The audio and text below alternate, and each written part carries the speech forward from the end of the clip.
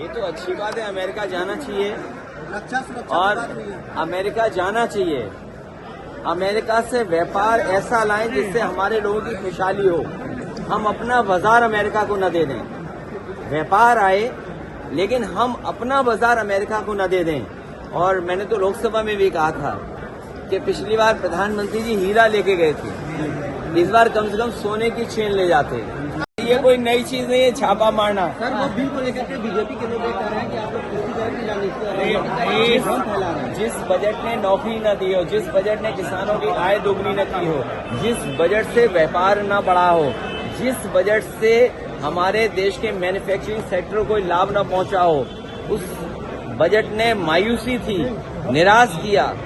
इस सरकार ने धोखा दिया है कि हम ऐसा बजट पाएंगे, इसीलिए जानबूझ करके जनता का ध्यान हटाने के लिए इस तरह के बिल लाए। मणिपुर में ये तो अच्छी बात है, अमेरिका जाना चाहिए और अमेरिका जाना चाहिए। अमेरिका से व्यापार ऐसा लाएं जिससे हमारे लोगों की खुशहाली हो। हम अपना बाजार अमेरिका को न दे दें। व्यापार आए लेकिन हम अपना बाजार अमेरिका को न दे दें।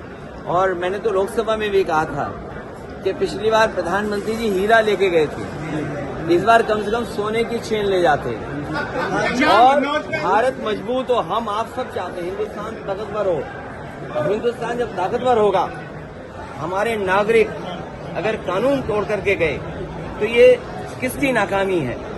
क्या यही विकसित भारत का सपना है कि लोगों को नौकरी रोजगार नहीं मिल रहा है, वो मजबूरी में जा रहे हैं वहां पर और इनकी सरकार में दलाल पैसे लेकर के भेज रहे हैं, जिसमें पंजाब है, गुजरात है।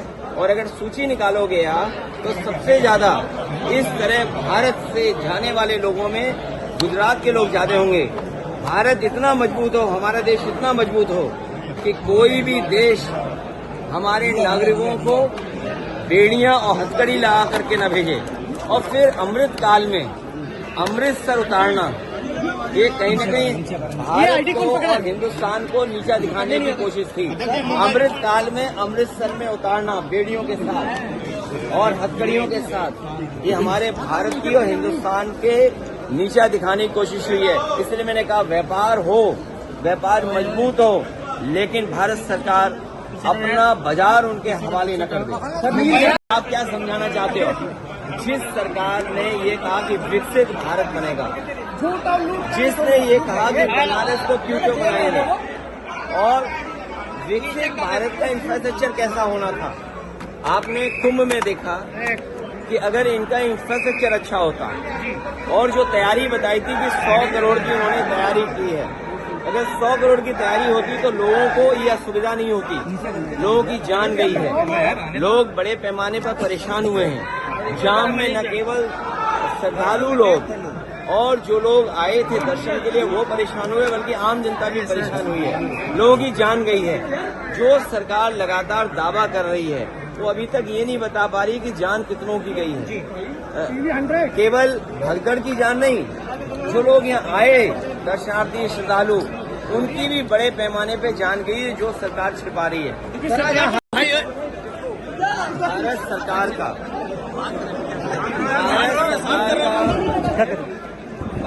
अब तक का सबसे बड़ा बजट पेश हुआ है। भारत सरकार का लगातार ये दावा रहा है कि आने वाले समय में दुनिया की 5वीं अर्थव्यवस्था से वो नंबर 3 की अर्थव्यवस्था में पहुंच जाएंगे और नौकरी, रोजगार, किसान की आय और विकसित भारत का एक नक्शा उन्होंने तैयार किया है। विकसित भारत का एक रोड मैप तैयार किया है। लेकिन बजट आने के बाद जो मायूसी छाई, जो आंकड़े सामने नजर आए कि न इससे विकसित भारत बनने जा रहा है, न इससे कोई अर्थव्यवस्था जिस रफ्तार से बढ़ना चाहते थे बढ़ने जा रही है, न किसान की आय दोगुनी हुई। नौकरी के नाम पर भी रोजगार नौकरी नहीं दे पा रही सरकार।